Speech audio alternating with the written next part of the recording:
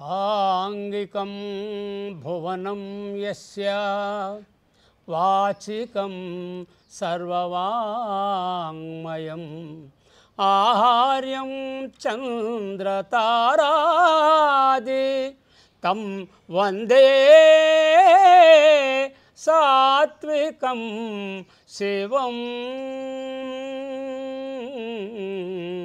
తం వందే సాత్వికం శివం. రాజనాల సత్య ఛానల్ని వీక్షిస్తున్న ప్రేక్షక దేవుళ్ళకు నమస్కారం. ఈ రోజున మన దగ్గర ప్రఖ్యాత పౌరాణిక రంగస్థల నటులు డాక్టర్ కొట్టే వెంకటాచార్యులు గారు మన దగ్గర ఉన్నారు. ఆగస్టు 15వ తారీఖున రాజుపాలెం గ్రామంలో, పల్నాడు జిల్లా రాజుపాలెం గ్రామంలో నాటకాలు ప్రారంభం కాబోతున్నాయి. ఆ నాటకాల యొక్క విశిష్టత గురించి, ఆ నాటకాల గురించి విశ్లేషణ, ఆ నాటకాల గురించి సమీక్ష చేసే అవకాశం మనకి కొట్టే వెంకటాచార్యులు గారు ఇచ్చారు. ముందుగా ఆయనకి ధన్యవాదాలు తెలియజేద్దాం. ధన్యవాదాలు సార్. నమస్తే సార్. పద్మావతి గోదా సమేత శ్రీ వెంకటేశ్వర స్వామి దేవస్థానం 13వ వార్షిక బ్రహ్మోత్సవాల సందర్భంగా ఆగస్టు 15వ తారీఖు, అంటే మీకు తెలుసుంటుంది, ఆగస్టు 15 అంటే స్వాతంత్ర దినోత్సవం. 15/8/2025 నుండి 19 ఆగస్టు 2025 వరకు రాజుపాలెం గ్రామంలో, పల్నాడు జిల్లా రాజుపాలెం గ్రామంలో గొప్ప అగ్రనటుల కాంబినేషన్లో గొప్ప ఉచిత పౌరాణిక పద్య నాటకాలు ప్రదర్శనలు జరుగుతున్నాయండి. సో వీటి గురించి మొట్టమొదటిగా 15వ తారీఖు, అంటే ఆగస్టు 15వ తారీఖున అద్భుతమైన నాటకం. మీకు తెలియదే ఉంది. మీరు ఆ నాటకం పేరేంటంటే సత్య హరిశ్చంద్ర నాటకంలో మీరు నక్షత్రక పాత్ర వేసి అద్భుతమైన పేరు ప్రఖ్యాతులు మీరు సంపాదించుకున్నారు. ఆ నాటకం గురించి మీకు బాగా తెలుసు. ప్రత్యేకించి మీరు నటులే కాకుండా రచయిత కూడా. మీరు ఎన్నో రివార్డులు తీసుకున్నారు. కాబట్టి మా ప్రేక్షక దేవుళ్ళు మీరు ఏం చెప్తారా అని ఆసక్తితో వేచుకొని ఉన్నారు. కాబట్టి ఈ సత్య హరిశ్చంద్ర నాటకం గురించి అసలు ముందు తెలుసుకుందాం సార్. మాకు తెలియని విషయాలు మీరు తెలియజేస్తారని ఆశిస్తున్నాను. ముందు సత్య హరిశ్చంద్ర నాటకం గురించి చెప్పండి. సత్య హరిశ్చంద్ర నాటకం శ్రీ బలిజేపల్లి లక్ష్మీకాంత కవి గారు రచించారు. ఓకే. అది దాదాపు నాకు ఎగ్జాక్ట్ ఆ ఇయర్ తెలియదు అనుకోండి, 1800 చివరి పాదంలో ఆయన రాశారు. అంతకంటే ముందు కందుకూరి వీరేశలింగం పంతులు గారు కూడా సత్య హరిశ్చంద్ర నాటకం రాశారు. బలిజేపల్లి వారి నాటకం వచ్చేదాకా కందుకూరి వారి నాటకం అని ప్రదర్శించేవారు. ఓకే. తరువాత బలిజేపల్లి వారి యొక్క నాటకం ప్రజల్లోకి, ప్రజాబాహుళ్యంలోకి వెళ్ళిపోయిన తర్వాత కందుకూరు వారి నాటకం అది ప్రదర్శనకు నోచుకోలేకపోయింది. ఈ బలిజేపల్లి వారి గొప్పతనం ఏంటంటే ఆయన స్వతహాగా కవి, నటుడు, గ్రంథకర్త, విమర్శకుడు, తర్వాత మాటల రచయితగా సినిమా రంగంలో కూడా బాగా పేరు తెచ్చుకున్నాడు ఆ రోజుల్లో. ఇన్ని అర్హతలు వారికి ఉన్నాయి. ఆ అర్హతల యొక్క సమాహారమే ఇక్కడ మనం చూస్తున్నటువంటి మనం చెప్పుకుంటున్న సత్య హరిశ్చంద్రీయం. ఓకే. ఎందుకంటే ఆయనకు గొప్ప మెరిట్ ఏంటంటే బలిజేపల్లి వారిది దాదాపు చాలా రాగాలు, ఆ రాగాల గొప్ప ప్రవేశం ఉందండి.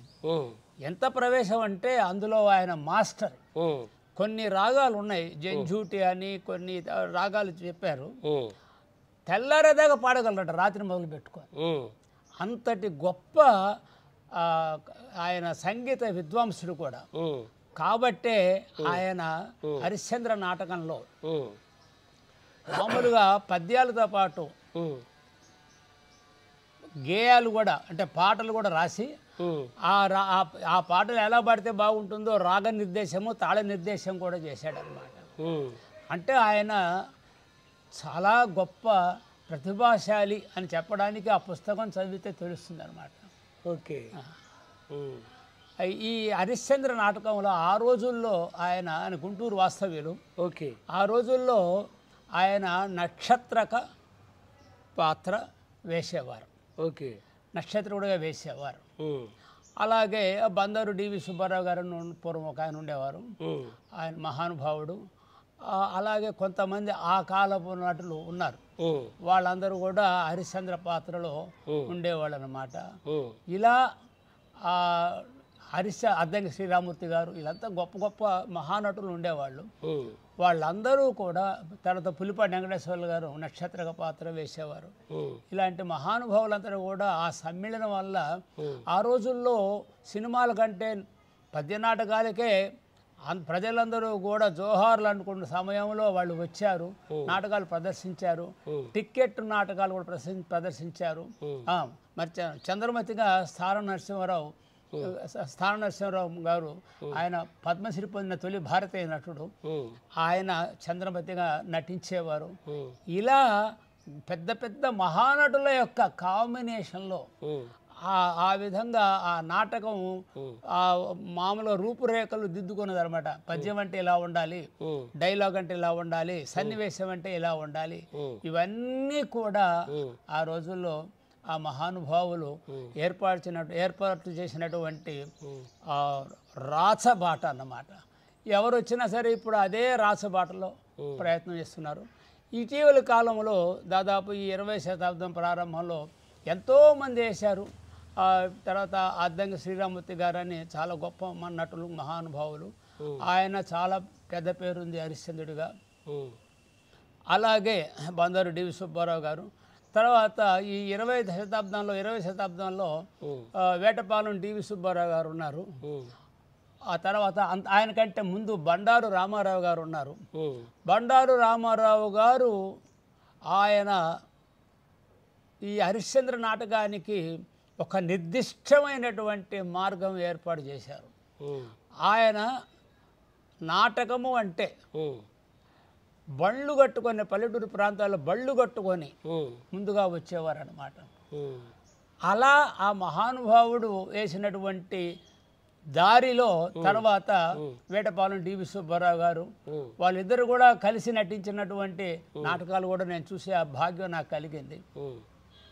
అలా ఒక రాచబాట అనేది వేశారన్నమాట బండారు రామారావు గారు, తర్వాత